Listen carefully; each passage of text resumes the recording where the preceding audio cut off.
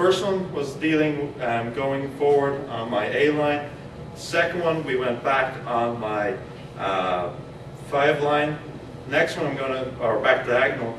Next one I'm going to go off on the front diagonal.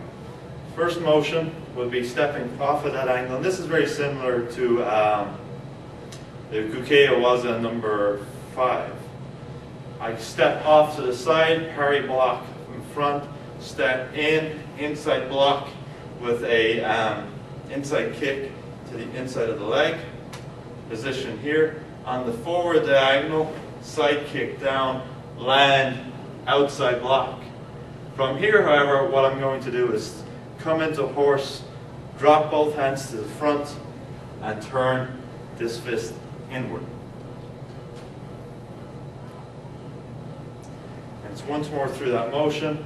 Off, parry, inside, side kick, down into front position, long stance, strike, drop into horse inward.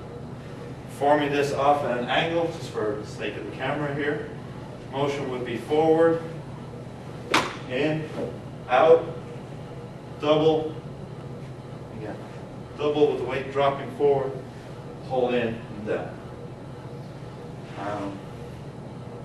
Basic platform to teaching and application to this would be similar to what we did for bunkai, Kukea waza number 5. We would go off a straight punch, parrying out of the way, going off angle. The basic one I show students starting out will be very simple. Get off line, strike, set up a side kick, coming very much clean of the body, moving away from that arm. So as I parry, I'm coming to collapse their arm, coming to the side of their body, getting the back of their front knee. This kick comes down to that leg. As it does, I land to strike away. And from here, I'll use this arm actually as leverage for the takedown. I'll basically drop the horse, let this roll in, pull down on the elbow to get the basic drop. So I'm showing very similar to the use of waza number 5, but I'm adding in at the end a very clear takedown using our arm to make them fall.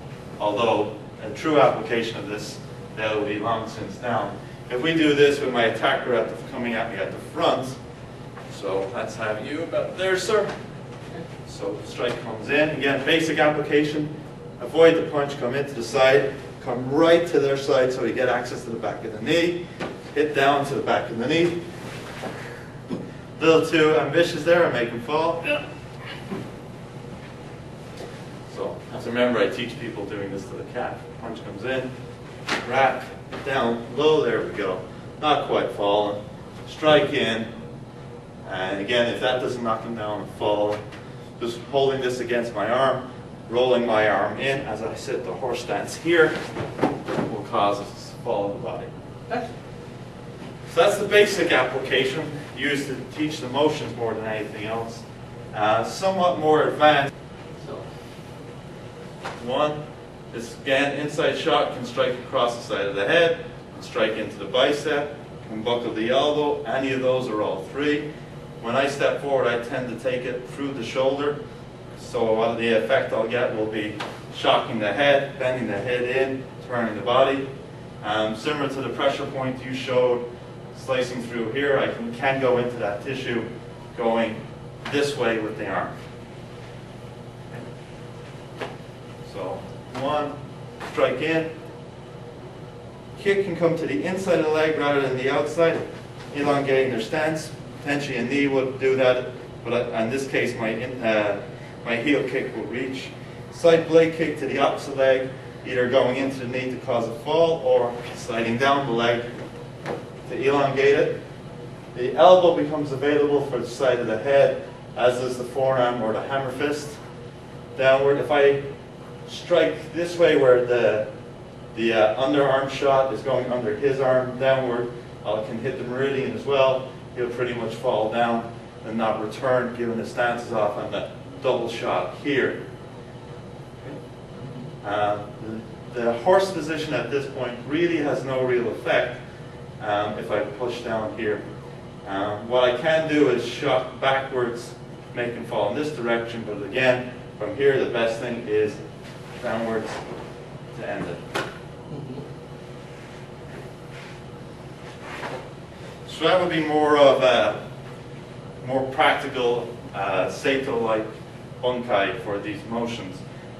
This is a one where I like to double lapel platform again. The idea is I've been grabbed in some manner and I'm not immediately having to defend against the shot before I strike.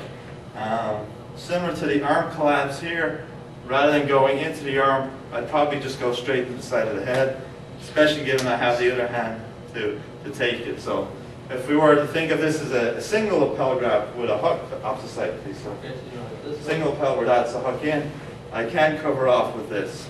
If it was a swing in, I can step in, lose my elbow to take him side of the head as I'm holding onto the side of his arm.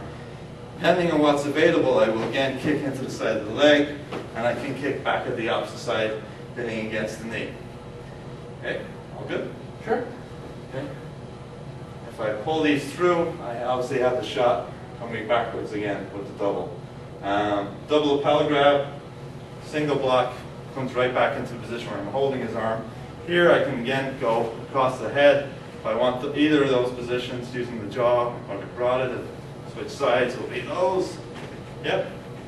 As I take the knee, or given how close we are, stand back up, sir. Given how close we are, I may not do the heel kick, but I will rise the knee upwards against the nerve at the side of the leg, or the inside of the leg, this position, to elongate him out. Again, I could come down against the other leg if I wanted to do that. The outside shot, both my hands are on both sides of his head, so really this one will just come out as I push forward with the reverse arm to take that. And the final position is the one that drops inward. And here what I'll do is I have the side of his head, I will tilt the chin as I'm coming down at the horse straight in front for a drop down.